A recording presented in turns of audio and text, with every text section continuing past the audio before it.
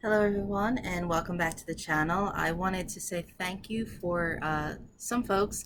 I think it might have only been 20 people maybe who have been watching some of my recent videos, and I've had a few different likes and some comments on some of the articles that I've written at InSession Film. So thank you very much. That's encouraged me to talk even more in more mediums and assorted formats. I love talking about movies, as you may have guessed.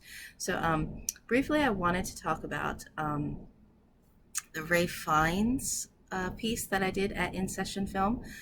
It's a little op-ed piece on some more of the more unusual and eclectic Ray Fiennes materials. Everybody knows, some of the big villains and, or some of the big kind of English Patient kind of epics. But I tend to focus on some pieces that are maybe things that are probably slightly obscure. So obscure that maybe, nobody bothers to read about them. But that's okay. I like things that are kind of eclectic or indie and unusual. So I like bringing spotlights to maybe some smaller films that deserve a little bit of attention. And, I had actually some great comments on the article asking, because I did include a couple honorable mentions on my list, but they said, you didn't include Quiz Show. And so I wanted to take a moment and talk about Quiz Show. I did not include Quiz Show in my list because to me it's the kind of film that really needs a hardcore kind of deep dive, multiple pages. The poor editors, when I submit something really big and huge and long that, they say, uh-oh. But ironically, I actually have not written about Quiz Show. Woo, can't talk yet either. I have not written about Quiz Show. A lot of times when I do these videos, I like having links to some of the things that I've written or some of the podcasts that I've done where you're able to find other formats, whichever format works for you, to see, hear, read. Remember those little records? See, hear, read. I'm dating myself. So I've not actually written about Quiz Show, but I did want to talk about it briefly. Now, this is from 1994. It's directed by Robert Redford. Ray Fiennes plays Charles Van Dorn, and it's about these actual TV quiz show scandals that happened in the 50s, but it's based on a book that was actually written also by the creator of Homicide, Life on the Street, which I absolutely adore. Homicide, Life on the Street. It's not streaming anywhere, but I highly recommend that you get it. It's back here somewhere. I do have it on DVD, which I did kind of want to point out. This little sticker is not a thrift sticker. I've done some more recent DVD video thrift hauls, but this is a movie stop sticker. So we can just pour one out for video stores. Yay. But I do own this and I do enjoy this. Definitely highly recommend it. Quiz Show, I kind of feel like maybe came around at an unusual time. It was nominated for Best Picture, Adapted Screenplay, Best Director, but that was the year of Forrest Gump, number one.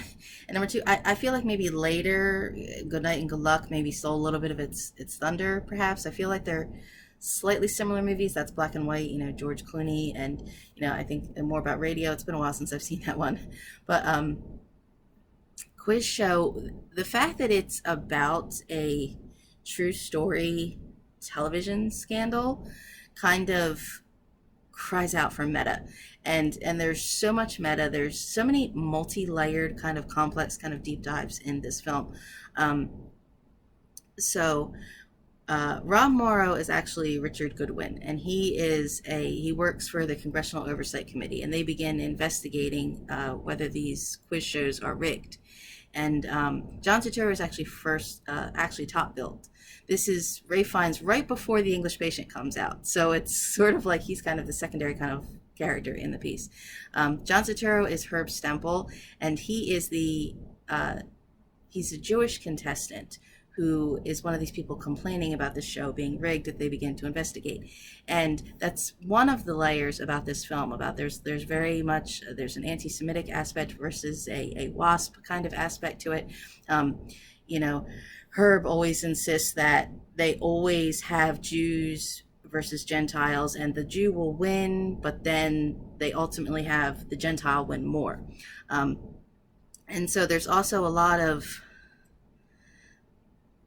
multi-layered things with this anti-Semitic aspect, but also very much about classism and elitism, where Goodwin, went to, I think was it Yale or Harvard, but so he's intelligent enough that he kind of fits in with these elite Van Dorens, who are this kind of privileged and intelligentsia community. He has these great sort of battle of wits, like he can match Van Doren, but so while he fits in with the elitism, he doesn't culturally fit in because he is also Jewish.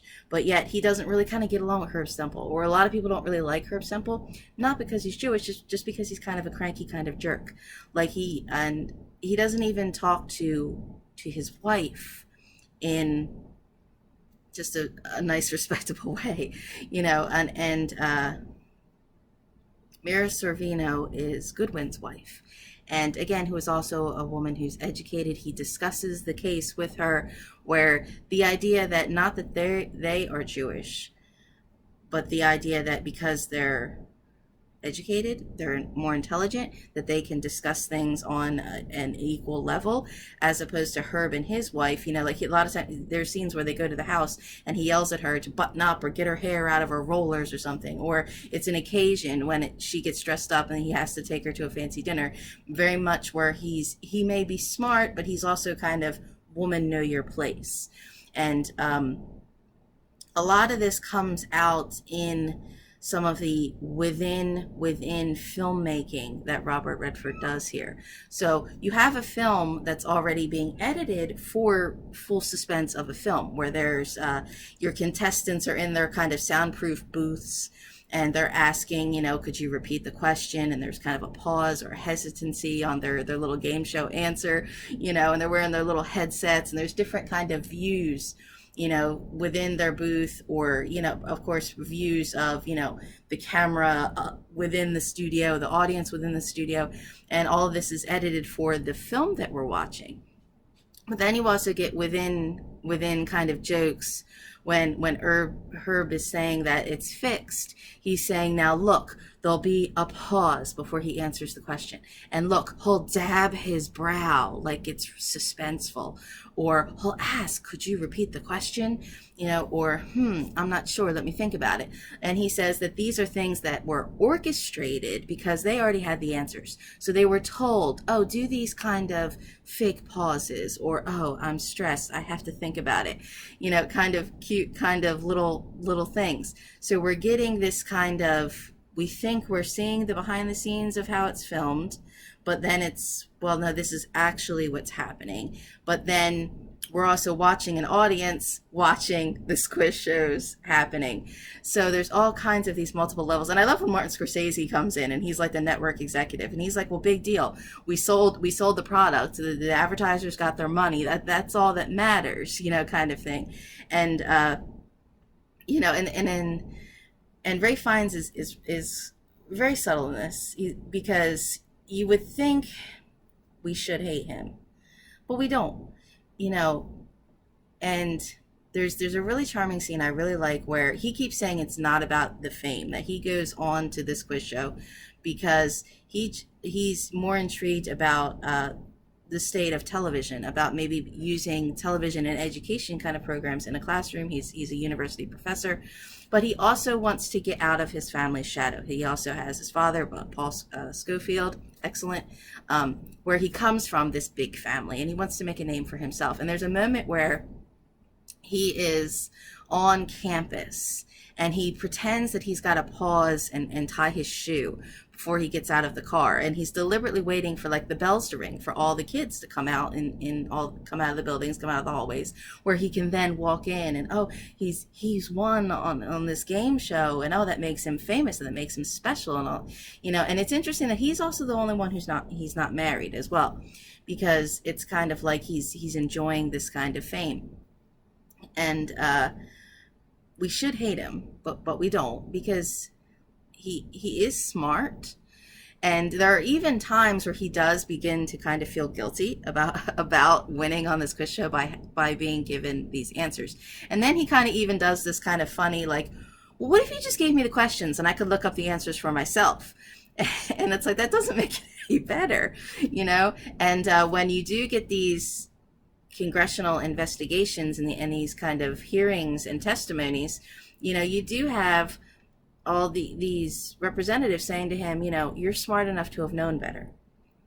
And that is, again, a very multi-layered and ahead of its time. We're talking about 94. So, oh gosh, where were we in OJ and you know, Monica Lewinsky type things at the time? You know, also that idea, and this has come around again today. You know, God help us. I mean, in the midst of COVID and Ukraine and all this anti-abortion stuff and all these mass shootings that are still happening, you know, all the trouble that's happening in the world.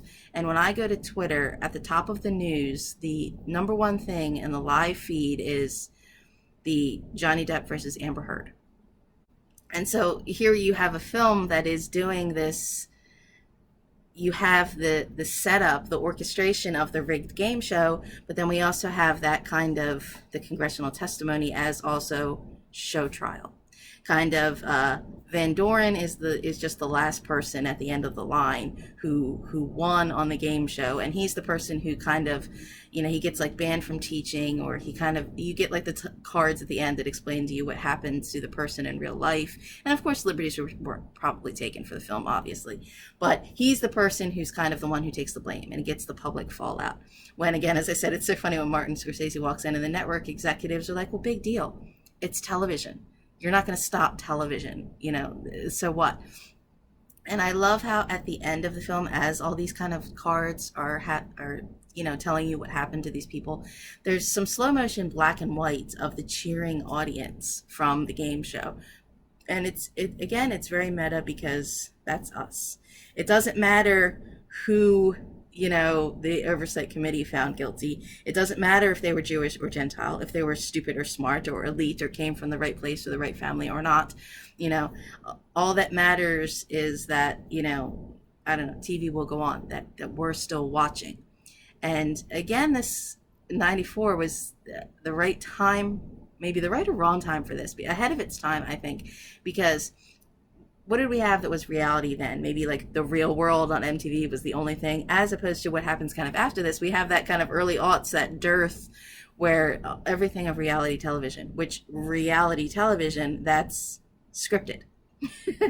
You know, where they have a narrative that they're definitely following, that there is something that they want to present, and they will film a bunch of things and, you know, pick and choose the footage and the editing based on, you know, some story that they're trying to tell. I mean, so this kind of, and we're back to this on social media. I mentioned this in some other videos, in some of like some of the Chimes at Midnight that Falstaff has done. This, even Shakespeare being like, we're just like on social media, you know, that we have this facade, the person that we present, you know. I think that's one of my problems with YouTube, because I'm the kind of person, what you see is what you get. But then there are times when I've watched several YouTubers for several years where you see them kind of change. And the way we present ourselves as brand. And I also spoke about this with Zita Short in 300 Passions podcast, that, you know, even in the 50s, Marilyn Monroe was product. You know, today everybody knows who she is because, you know, you can go buy any collector thing you could possibly imagine. You know, you could buy your panties with pictures of Marilyn Monroe on them. You know, who's going to see? I don't know. But this idea that even in death, you know, that they're moneymakers, and that's all that matters.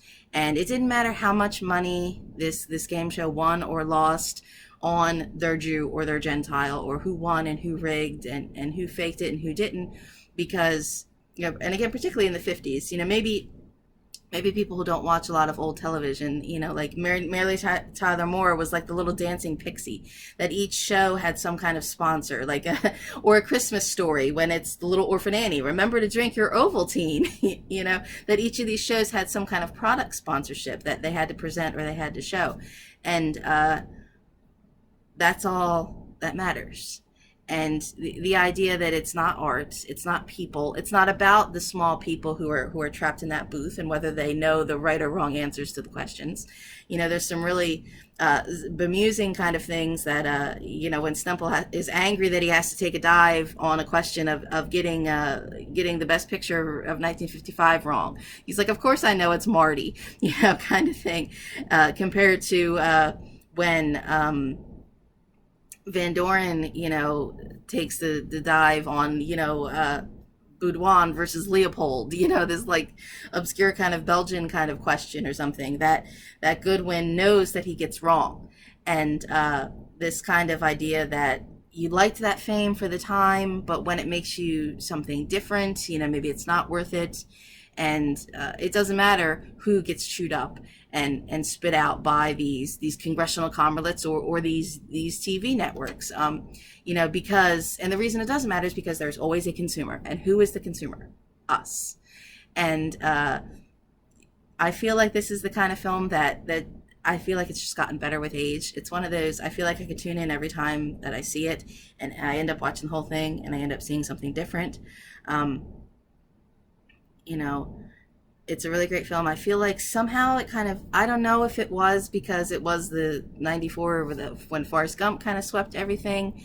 If it was, it's right before The English Patient, so it wasn't a, oh my God, the latest Ray Fiennes kind of movie kind of thing.